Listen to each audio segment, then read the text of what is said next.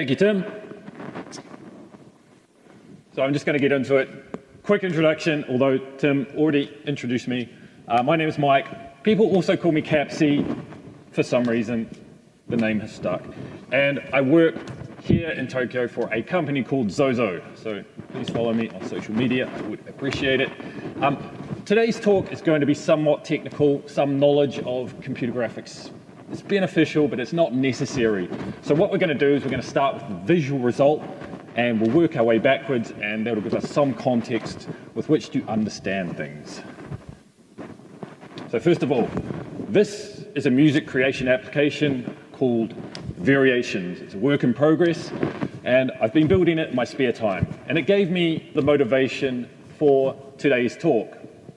Now, Variation uses an infinite canvas user interface, which is perfect for this kind of unbounded UI problem, where the user, they can create a large amount of content, or they can create a small amount of content. The user also wants to be able to zoom in to perform detailed operations, and they want to be able to zoom out to be able to see the bigger picture. So what is an infinite canvas? Well, in this case,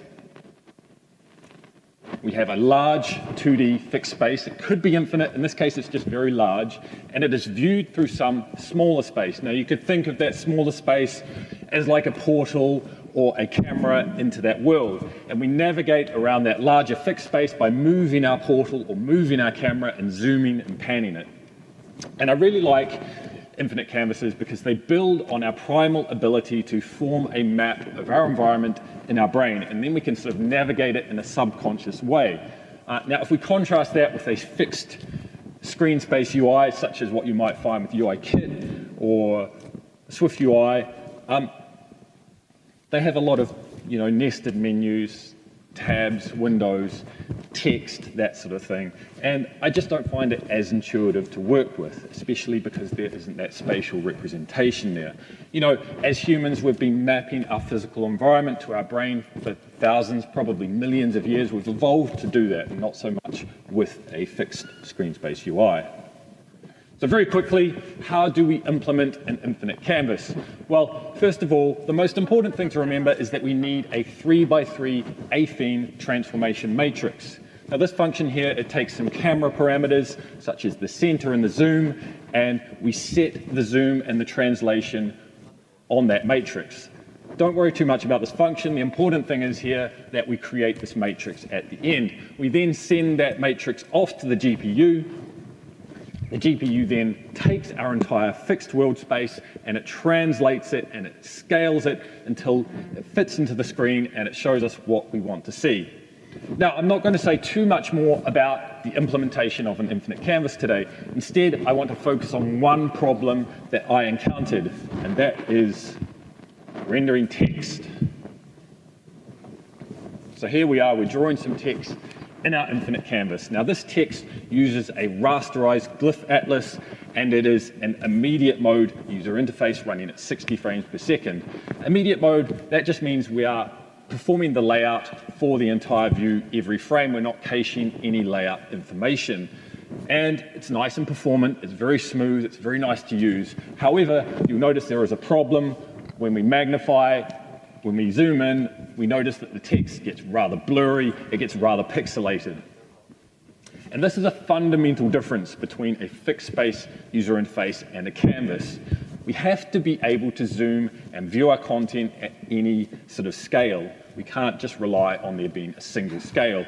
So, for instance, if we have a fixed screen space UI, such as what you might find in an iPhone or a Mac OS application, behind the scenes, it's probably using something like core text to render that text to a fixed pixel buffer, and it's just reusing it. Now that's fine if we're just translating it, but it just simply doesn't hold enough information for an infinite canvas and to apply to that range of scaling.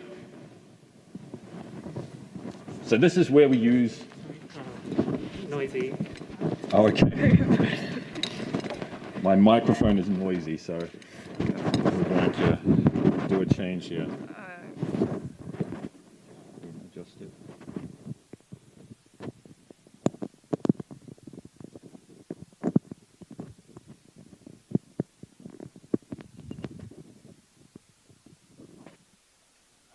Hello, hello. Mushy, mushy. Is that better? Shall I start again? 最初から始めます. That's okay. Okay, cool. Okay, so I have to remember where I was. Okay, we're starting off. So just to recap, we have this problem, we have the text, it's blurry, it's pixelated. I'll play the video there, just so everyone knows where we are. Nope, this is the wrong video, we'll go back. We'll go forward. Okay, here we go. So, just to recap, the problem is the text is blurry. We can see it's pixelated there. And this is where the solution comes in. We use something called multi-channel sign distance fields. So remember how I said we would start with the result and work our way backwards? This is the result. And as you can see now, the resolution of this projector is a little low, but we can see that even if we zoom in, the text becomes perfectly sharp. Now, it is in fact infinitely sharp. We can zoom in as much as we want. It will never get pixelated when we're using multi-channel sign distance fields. There is also very little performance difference here. It's the same data size as before. We're using the exact same glyph atlas size as before, and this is done completely on the GPU using a metal fragment shader. And it really does look incredible. I was really impressed by this. And I was so impressed by this, I thought it was worth exploring what these MSDFs, what these multi-channel sign distance fields are, and how they work. So let's get into that. So before we talk about MSDFs, let's talk about SDFs. And MSDF is a multi-channel sign distance field, so an SDF is a signed distance field. And an SDF is just a grid of distances. Now each point in that grid represents the distance from that point to the closest edge of the shape. Here we have this sort of amorphous blob shape that we want to represent. And one thing you may notice is that any point outside of the shape has a negative value, and any point within the shape has a positive value. So that's where the signed part, the sign distance name comes from. And we want to represent our shape this way because it's faster. So normally font files represent text as a series of Bezier curves. Now we could take those Bezier curves and we could throw them off to the GPU. We could devise some algorithm that can render them directly like that. And there are libraries out there that do that. But it is rather performance intensive to be able to do that. And we want to use our performance for other things. We don't just want our application to be able to render text. So you could think of these sign distance fields as a type of implicit function or an implicit representation. So what does that mean? An implicit representation in the context of computer graphics anyway, it answers the question, based on my current pixel or based on my current position, what color should I draw that pixel, or what color should I be? Now, if we contrast that with an explicit function might say, these are the pixels that we want to draw to make our shape. So why is an implicit function important? Well, it's perfect for rendering using a metal fragment shader. Now, if you've ever programmed metal before, and you've ever worked with a metal fragment shader, you'll know that it also works in an implicit way. So it runs a function for each fragment, or you could think of a fragment as a pixel, and it also answers the simple question, what color should this pixel be? Now, normally it will take a whole bunch of input, such as textures, colors, lighting information, that sort of thing, but at the end of the day, it has to answer that basic question, what color should this pixel be? So it's really perfect for a sign distance field. So how do we render a sign distance field in a metal fragment shader? So imagine here we have our grid of 16 by 16 points, and we're trying to represent this blob amorphous shape with our grid. So remember, each point on the grid contains a value that is the distance from that point to the closest edge of our shape. Now, before looking at the code, before thinking about metal or computer graphics or anything like that, we can just think about how to draw our shape from first principles, just using the information that we already have. So if we plot a circle for each position on the grid, where the radius of the circle is the absolute distance from the center of that pixel to the closest edge of the shape, we get something like this. Now, you may notice here that the circles that are completely outside of the shape, remember, the distances that are outside of the shape have a negative value, so the circles that have negative distances are completely outside of the shape. They do not intersect the edge of the shape in any way. And likewise, distances that are within the shape, or the ones that have positive values, are completely within the shape. They do not intersect the edge of the shape in any way. So we could just color in the circles. We could just color in the positive circles, and we more or less have our shape. So, that's something we can do without any knowledge of metal, computer graphics, or anything like that, just from first principles. We could even take a pen and paper, maybe a compass, and perform this operation. So using that knowledge, how would we translate that into a shader? So first of all, let's talk a little bit about interpolation. So say we have a 16 by 16 color texture. So it's a color texture this time, it's not distances. And we want to draw that color texture in a much larger screen space. Say it's 1,000 by 1,000 pixels in the window on our application. So this shader does exactly that. Now, if you've ever blown up an image before, if you've made it much larger than it should be, you'll know what happens. It gets very blurry. So why is that? The reason is bilinear interpolation. Now, bilinear interpolation works by blending pixels together. So what the shader does is, the important thing to note is we initiate a texture sampler with a bilinear filter, that's the highlighted part there, and then we call the texture.sample function, which takes an input UV coordinate that tells us where we want to sample from our texture. The bilinear filter then takes the surrounding 4 pixels of that position and it blends them together based on the relative position within them. So what that means is, say those surrounding 4 pixels, say we have 2 that are black and 2 that are white, and our sampling position is in the exact center, well, we're going to get some sort of 50% gray color. Likewise, if the sampling position is close to the black, it's going to be mostly black, and vice versa. So this has the effect of blurring the image. Remember, we are bilinearly interpolating a color image here. That's why we get these blurred edges. 16 by 16 is a very low resolution. We just don't have enough information in that color texture to represent our shape properly. But in our case, we're representing the shape with a grid of signed distances, not color values. So if we pass our distances as a metal texture to the fragment shader, applying the same bilinear interpolation, we can get an accurate distance for each fragment in the larger screen space.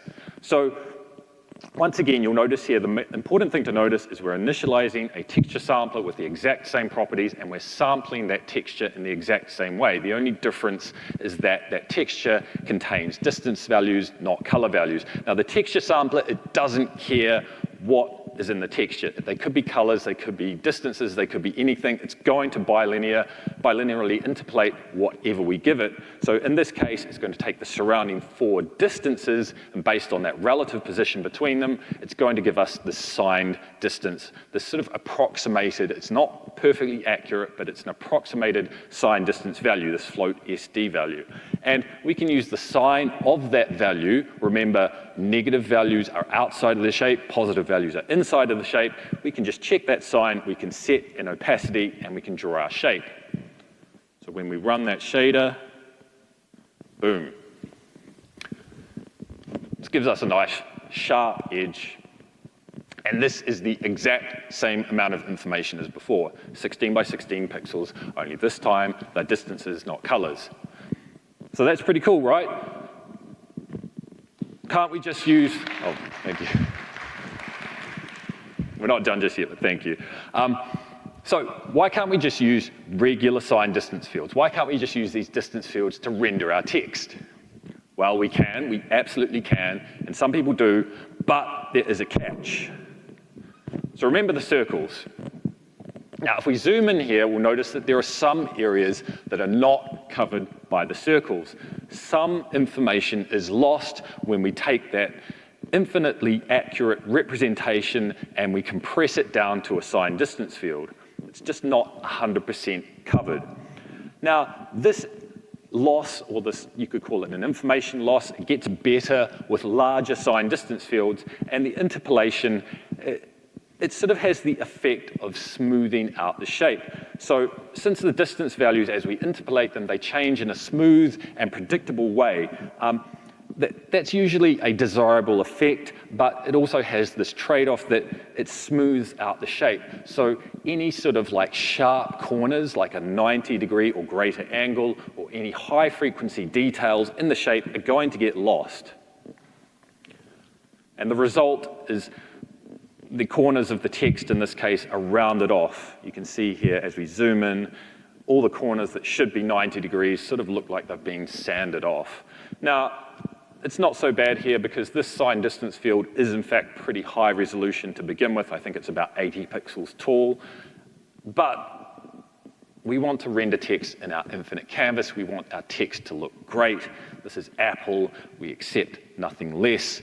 And we want it to look indistinguishable to regular text rendered in a regular screen space. So how do we solve that issue? And that is where multi-channel sign distance fields come in. So now that we understand how sign distance fields work, it's not too much of a stretch to understand how multi-channel sign distance fields work. So imagine, just as an example, we're trying to draw a diamond shape, and we want it to be perfectly sharp. Now, if we used a single sign distance field, we're going to get something like what we see on the left here. And if you squint your eyes, it sort of looks like a diamond shape, but the corners are rounded, and they're not rounded in a very flattering way. However, what if we took two sign distance fields and we arranged them in a way that the intersection or the union of them creates this perfectly sharp diamond? And that's exactly what we're doing here on the right. We have these two oblong shapes. By themselves, or the component parts, are not very sharp shapes. They're going to be rounded because of that rounding effect, but when we throw them together in this X pattern, the way they intersect gives us a perfectly sharp diamond. Now, I can assure you it is perfectly sharp. On the projector here, it's given us this sort of pixelated staircase pattern, but that is perfectly sharp, I can assure you. So we can just do the same with text glyphs. Now, metal textures, or any sort of textures, as you probably know, they consist of 4 color channels.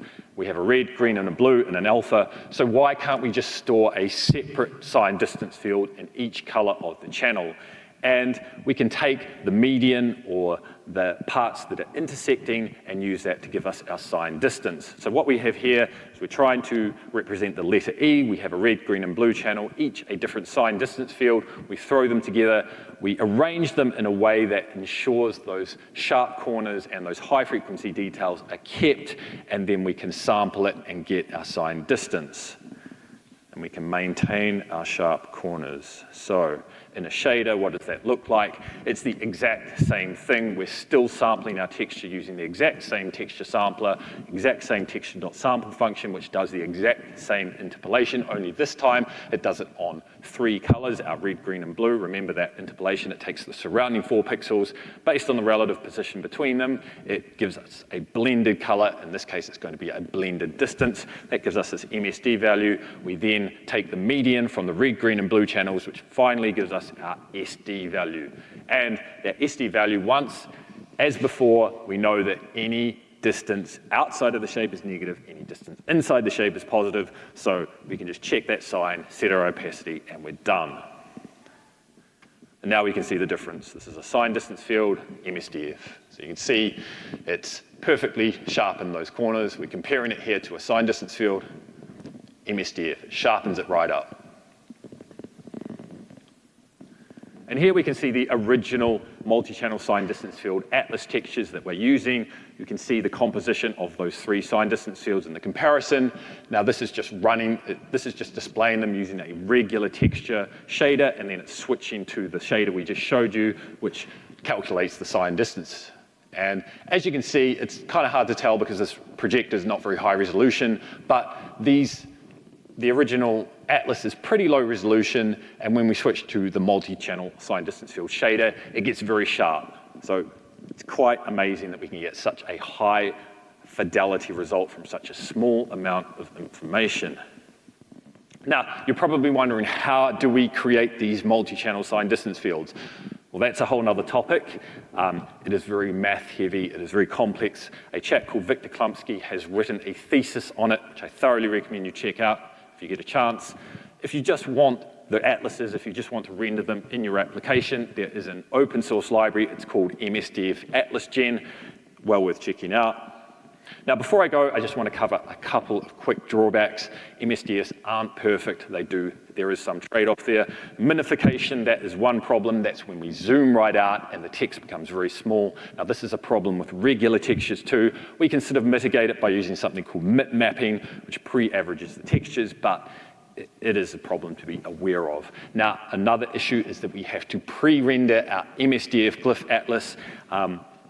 It's an offline process, and that's fine for a font or a character set that uses Roman characters, for instance, where we only have a couple of hundred characters, but it's impractical for a language like Japanese, where we may have thousands and thousands of characters and we don't know which one we're using. In that case, we probably want a dictionary caching mechanism or something like that to reduce our memory footprint.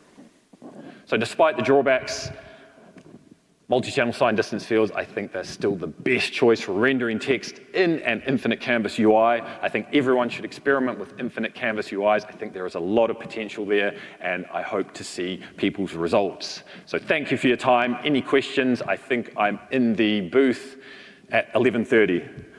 Appreciate your time. Arigatou gozaimasu.